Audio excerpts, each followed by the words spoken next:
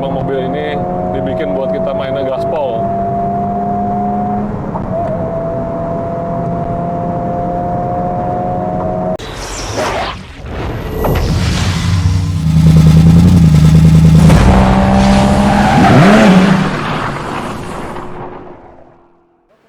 Halo guys, jumpa lagi dengan gue David dari Workshop Elika Otomotif. Hari ini kita mau ngebahas soal si Civic Type R V5 CTR EPT ini. Nah, dari kemarin belum sempet ya dibahas-bahas. Nah, akhirnya sekarang gue baru ada kesempatan buat nge-review sedikit mobil ini mengenai apa aja yang gue suka sama nggak suka dan apa aja yang kita udah upgrade di mobil ini. So stay tune, jangan kemana-mana, ikuti terus kita di video kali ini. Nah, bagian yang paling favorit gue adalah angle ini nih. Gue mau kasih lihat ke kalian ya. Jadi di bagian belakangnya ini sekarang terlihat jadi kayak lebih lebar, lebih luas karena kita udah bikin wing belakangnya nggak warna hitam ya. Aslinya warna hitam, kita cat SPPF, tapi bagian bawahnya masih ada hitam. Jadi bikin 2 ton ini kayaknya angle favorit gue tuh dari bagian belakang ini. Plus kita sudah ganti juga bagian muffler ya. Kita pakai kaki moto muffler kelas KR, tengah belakang aja masih belum full sampai ke depan. Nah, wing belakangnya ini nanti rencananya kita mau upgrade lagi nih. Jadi ada yang pakai karbon ya, itu dari Honda Access, tapi kita nggak pakai yang karbon. Kita akan naikin dikit nih, jadi biar dia punya derajat kemiringan yang bisa disetel, plus wingnya kayaknya kalau lebih tinggi dikit, lebih manis lagi. Plus itu juga bisa nambah downforce. Nah, bagian velg, kita masih menggunakan velg ori, masih menggunakan ban ori, dan juga shocknya masih ori, jadi belum diganti-ganti. Tapi banyak bertanya sama gue, kok terlihatnya semok banget ya. Kalau kita lihat nih dari bagian belakang, memang ini sebenarnya udah gua kasih yang namanya spacer. Jadi spacer itu bukan yang spacer abal-abal ya, kita belinya juga yang hub centric. Dia jadi modelnya dari baut ori keluar, masuk ke dalam spacer, dan dari spacer itu keluarnya 5 baut lagi.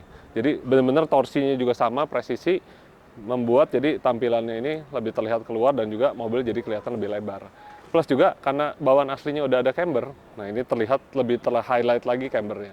Bagian mesin masih terlihat standar semua ya, tapi kita udah ada penggantian yang baru lagi nih. Jadi kemarin udah ganti dengan PRL heatsink cover.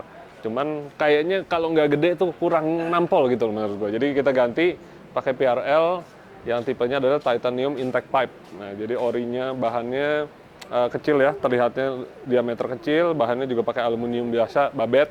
Nah, yang ini kita full pakai titanium. Jadi nambah tampilannya ganteng juga, plus suara intake-nya jadi terdengar lebih ngencus-ngencus. Dan untuk ECU-nya sendiri ini 100% masih standar ya, belum pernah gue remap, jadi masih benar-benar standar karena belum 1000 km juga gue masih mempertahankan standarnya dulu biar kita juga bisa review sebelum kita nanti ngerasain kurang-kurang di mana.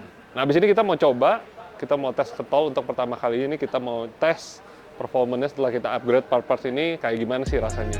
Langsung aja ya guys, ikutin gua.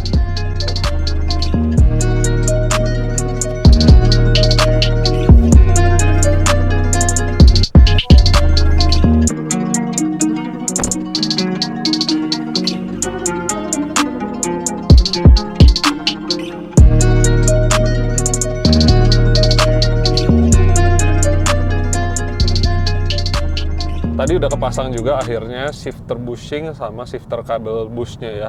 Jadi pegangan karet-karetnya semua udah kita ganti, sekarang pakai yang bahannya aluminium dan harusnya ngopernya jauh lebih enak nih. Makanya gue penasaran banget ya. Sekarang kita mau ngetes jalan sekalian ke tol. Kita mau ngerasain shifternya ini kayak gimana nih. Nah, sebelumnya gue pakai yang Mugen yang carbon fiber ya, tapi kayaknya setelah gue lihat-lihat agak sayang kalau gue pakai harian. Jadi yang itu mau gue simpan lagi aja karena itu barang yang cukup langka ya buat dicari sekarang. Nah, itu mau gue simpan. Nah, ini kita dulu sempat gue beli PRL shifter knob juga ya. Ini bahannya dia bukan dari aluminium sih. Enaknya jadi waktu lagi siang nggak panas tuh. Karena kalau orinya panas, jadi begitu dipegang tuh tangan bisa melepuh ya, apalagi kalau habis jemur-jemur gitu. Nah, cuman dengan penggantian ini di review luar negeri sih pada bilang katanya enak banget, makanya gue mau coba nih sekalian. Sama tadi kita udah ganti bushing-bushingnya. Langsung aja yuk kita coba sekarang. Nah, setelah gue pakai akhirnya tuh udah mencapai 860 kilo ya, jadi sedikit lagi masa Indrayan udah kelar, tapi sebenarnya menurut gue ya udah aman lah untuk kita gas-gas sekarang ini nih. Nah, jadi mungkin sedikit apa yang gue rasain ini gue mau cerita ya, jadi di mobil ini plusnya ya lebih banyak sih dibanding minusnya, tapi tentu semuanya ada yang positif ada yang negatif. Nah, dari plusnya dulu deh kita bahas. Mobil ini enak banget buat dipakai harian. Jadi bener-bener mobil manual kan biasanya orang bilang wah manual apa buat ngoplingnya capek segala macam. Di mobil ini koplingnya empuk banget, rasanya juga enak dan fitur-fiturnya itu ngebantu banget buat harian ya. Kayak dia ada yang namanya brake hold, waktu lagi nanjak mobilnya jadi nggak merosot. Terus koplingnya juga nggak terlalu getar deh, pokoknya buat dipakai-pakai harian gitu. Dan standarnya sendiri sebenarnya menurut gue udah short shift. Jadi ngopernya tuh udah enak banget sebenarnya ya. Jadi banyak yang nanya kan kok nggak diganti lagi pakai shifter lain apa segala macam. Mungkin sekarang ini sih udah cukup buat gue nih. Tapi nanti kalau ada produk yang bagus tentunya kita mau coba ya. Buat harian ngoper giginya enak. Terus buat apa dia punya puter balik apa segala macam gampang banget. Sebelumnya gue pernah pakai Subaru STI, Evo. Nah itu buat harian susah banget terus dipakainya tuh ya. Terbalik apa segala macam. Dan tinggi mobilnya tuh ibaratnya udah pas dari standarnya. Jadi nggak terlalu ceper, nggak terlalu tinggi cupu juga gitu. Dan bahkan kayak mobilnya Mas Fitra Eri, itu aja dia pakai shock standar semuanya untuk nge-lap di Mandalika, didapat waktu yang bagus dengan ban standar dan pakai pelek ori, pakai per ori, semuanya shocknya standar deh. Nah jadi di mobil ini menariknya tuh ada 3 mode ya yang bisa dirubah-rubah tuh dari bawaan mobil nih di drive mode ini. Kalau kita tekan nih ya, sport, ada individual dan ada juga tombol R. Di sini kita bisa lihat berubah-berubah semua nih. Jadi dia punya indikator berubah, tengahnya depan sini juga berubah. Nah, di tiap mode-nya itu menariknya mereka beda-beda nih tampilannya. Jadi contohnya kalau lagi di R mode, tampilannya yang kanan nih kalau kita mainin tuh, ini mainnya di sini ya. Yang kirinya juga untuk volume apa segala macam. Jadi berbeda gitu ketika masuk ke sport, ke comfort, tampilannya berubah, jadi ada feeling yang berbeda terus gitu loh, jadi nggak cepat bosan lah dengan mobil ini. Nah buat harian tentunya mode yang paling gue suka adalah comfort mode, jadi bantingannya tuh empuk, ya nggak empuk-empuk amat lah, ibaratnya sport lah ya. Terus udah gitu dia punya suara kabin nggak terlalu dengung, karena di mobil ini tuh suara mesinnya tuh sebenarnya nggak murni suara mesin yang ditembak langsung, dia suara itu dari speaker ya. Ntar kita akan coba ya di comfort waktu kita gas dan waktu kita masuk ke mode sport, suaranya tuh segimana sih bedanya. Nah, berikutnya fitur lain yang gue sangat suka dari mobil ini adalah dia ada namanya mode lock R. Nah, di lock R ini keluar semua tuh yang namanya water temperature, oil temp, oil pressure, boost, semua banyak deh yang dibutuhkan tuh ada gitu loh. Jadi nggak perlu repot-repot lagi beli apa namanya meteran-meteran ngejajar gitu ya kayak zaman dulu lagi. Jadi satu alat aja bawaan pabrik udah cukup. Plus di mobil ini juga ada terdapat yang namanya shift lamp ya. Jadi waktu kita gaspol, ntar di sini ini bakal ada lampu bisa kelihatan. Nah itu ngasih tahu kita kapan kita harus ngoper. Nah sekarang kita udah ada di jalan bebas hambatan nih. Kita coba aja yuk langsung. Kalau kita di mode comfort ya, kita akan coba akselerasi sekarang mode comfort. Nah jadi waktu kita gas nih.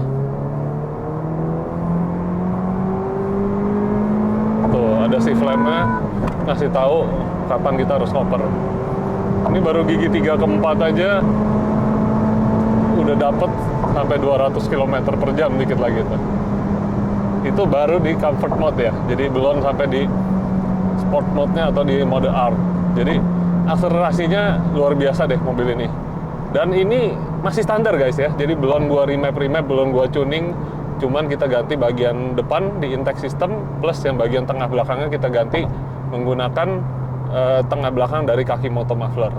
Nah sisanya aksesoris saja, tapi tenaganya udah cukup banget sih menurut gue ya.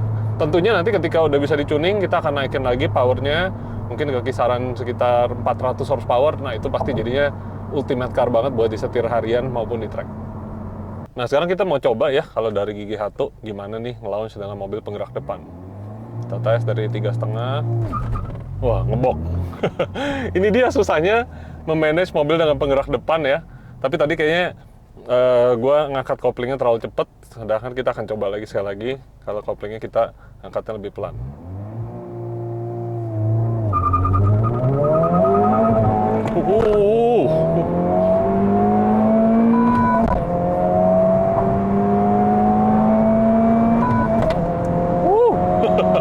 Cepet banget ya, kita udah sampai sekarang sekitar 180 km per jam lagi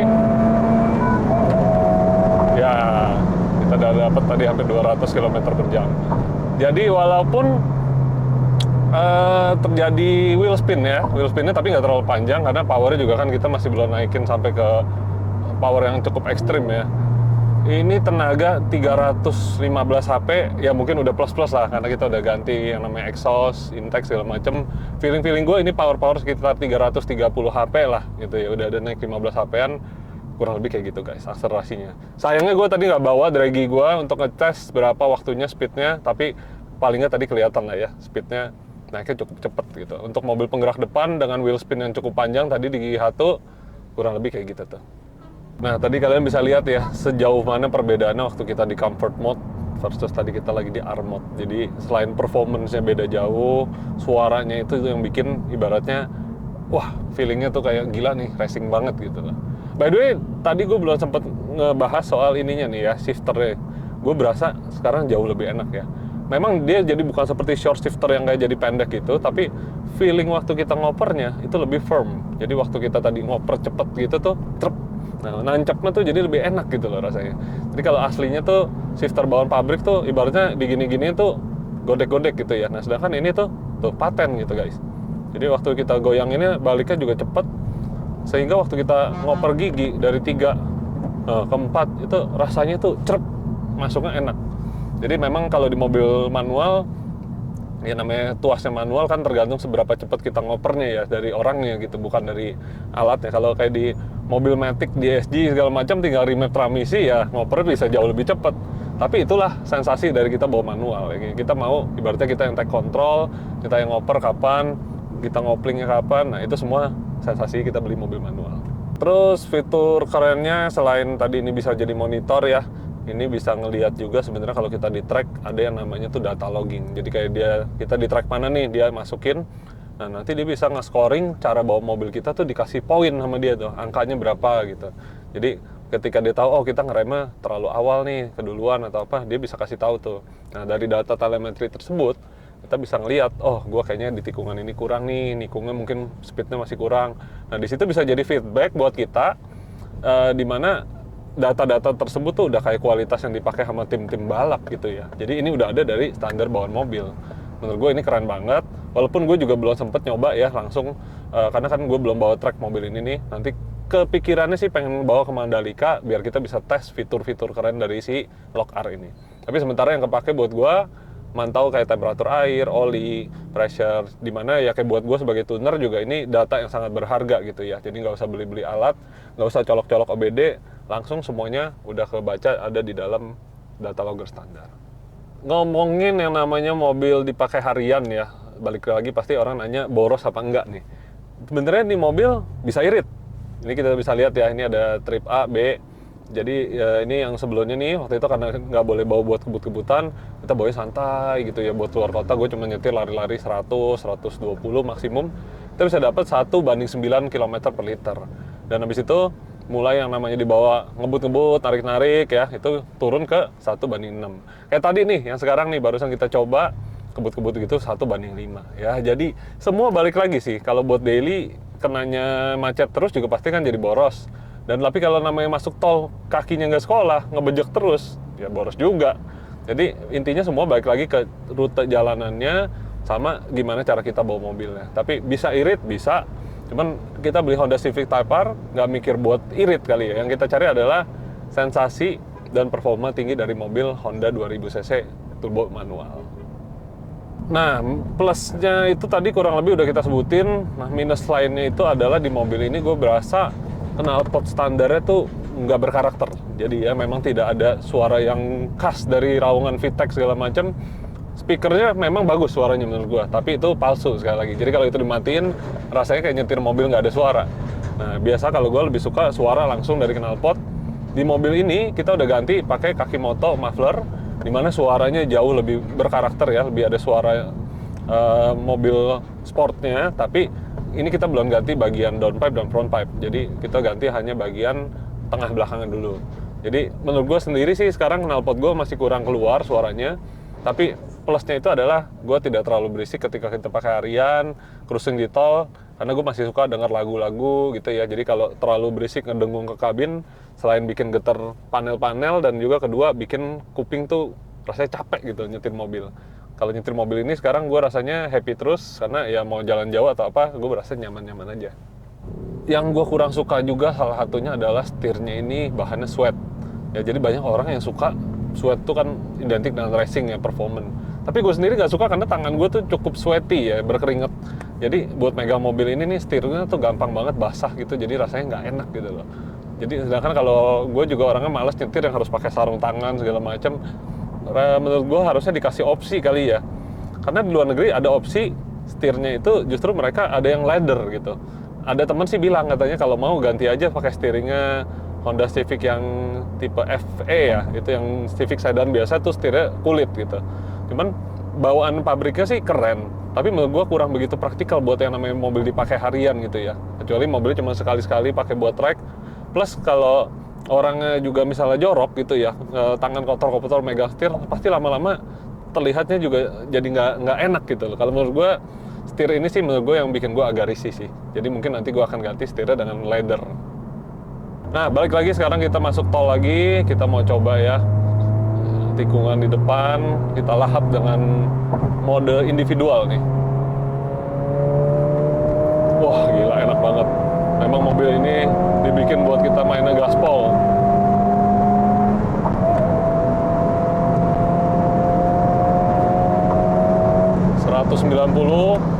Tuh, kita bisa lihat ya, brake-nya sangat mumpuni.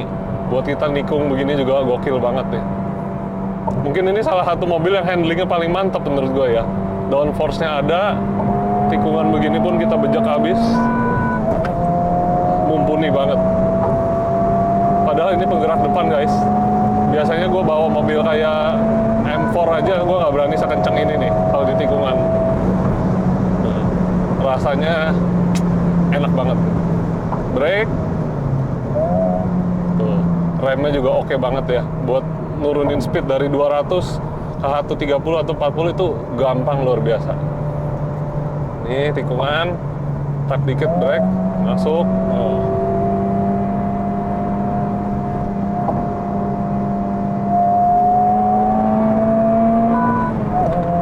Wah, gokil ya. Gokil luar biasa. Bener-bener nih gue baru ngerasain gaspol mobil ini nih, rasanya tuh enak nih, enak banget. Jadi berikutnya mungkin kita pengen cobanya di track kali ya, karena namanya di jalan raya kita juga nggak mau lah ngebahayain orang kalau kita ngebut kenceng-kencengan. Tapi dari sini kita bisa lihat performanya tuh bener-bener keluar gitu loh. Kita bisa ngerasain gaspol dengan suara yang terdengar sporty dan juga semuanya mumpuni lah, dari rem, cornering, apa segala macam. Ini mobil penggerak depan yang balance banget gitu. Jadi bukan mobil supercar yang overpower gitu segala macam, tapi benar-benar mobil yang bisa lo pakai tiap hari dan juga untuk pakai kenceng, ngebut, ke track, semuanya bisa di mobil.